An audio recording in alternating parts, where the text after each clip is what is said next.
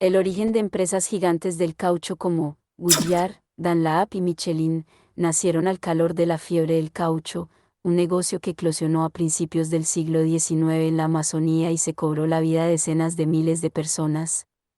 La mayoría, en los campos de recolección del codiciado látex.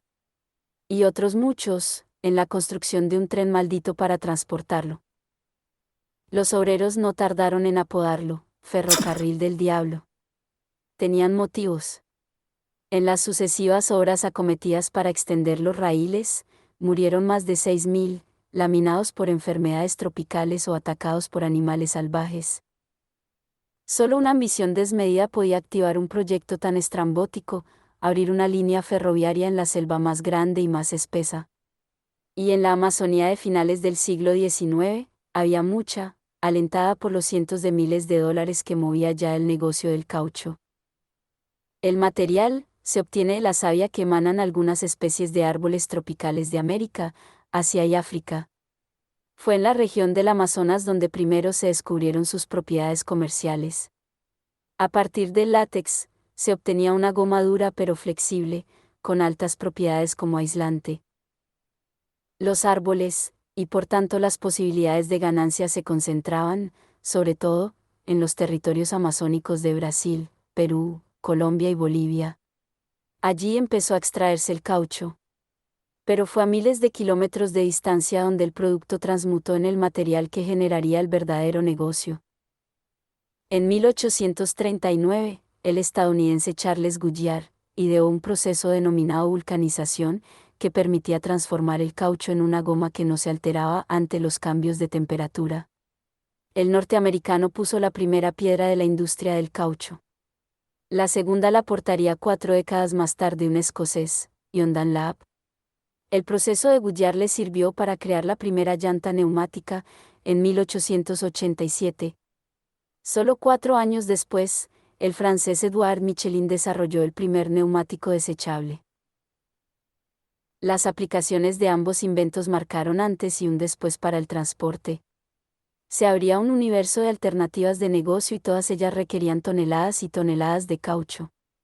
Al olor del dinero acudieron de inmediato empresarios sin escrúpulos, dispuestos a sacrificarlo todo para hacer fortuna.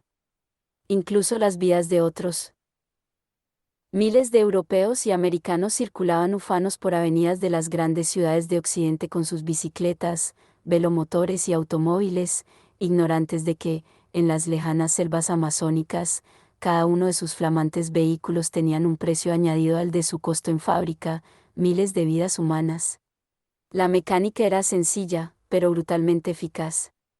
Los empresarios retribuían en especie a sus recolectores, procedentes la mayoría de las tribus de la Amazonía. Prestaban vivienda, enseres o herramientas a los trabajadores y estos satisfacían la deuda con el fruto de las recolecciones. La trampa estaba en la tasación que el empresario hacía de ese trabajo. El valor asignado a lo prestado era infinitamente superior al producto recibido. A medida que crecían las necesidades de los trabajadores, engordaba exponencialmente la deuda.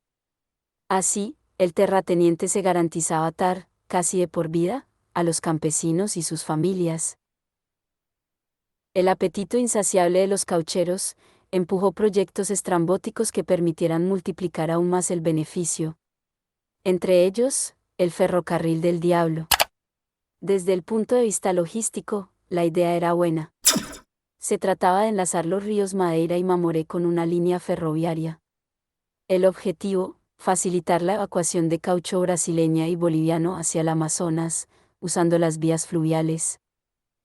El primero en lanzarse a la aventura, en 1871, fue militar estadounidense, Church. Acostumbrado a lidiar en la vida con dificultades, fue coronel en la Guerra de Secesión, pronto se topó con la realidad del Amazonas. El amplio catálogo de enfermedades tropicales, malaria, disentería, fiebre amarilla y los animales salvajes, se encargaron de disparar el número de muertos y de mermar el ánimo de los que seguían vivos. El proyecto se abandonó con apenas unos kilómetros de vías instalados. 12 años más tarde, intentaría resucitarlo con idéntico fracaso una empresa de Filadelfia, P.I.T. Collins. Pero el intento más ambicioso no se llevaría a cabo hasta principios del siglo XX. Financiado por el gobierno brasileño, la nueva andanada arrancó en 1907, situando la cabecera de la línea en la ciudad brasileña de Portobelo, a orillas del río Madeira.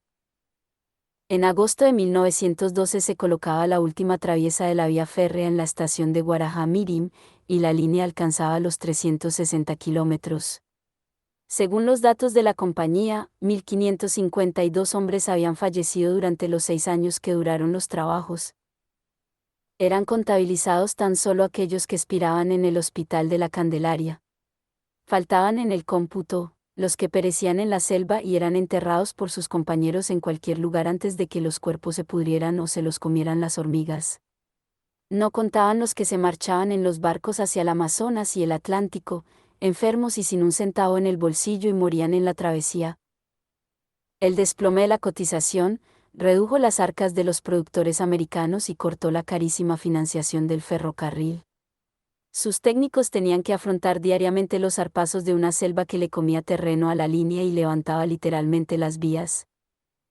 El gobierno brasileño acabó cerrando buena parte de la infraestructura en la década de los 30 y solo mantuvo en activo algunos tramos.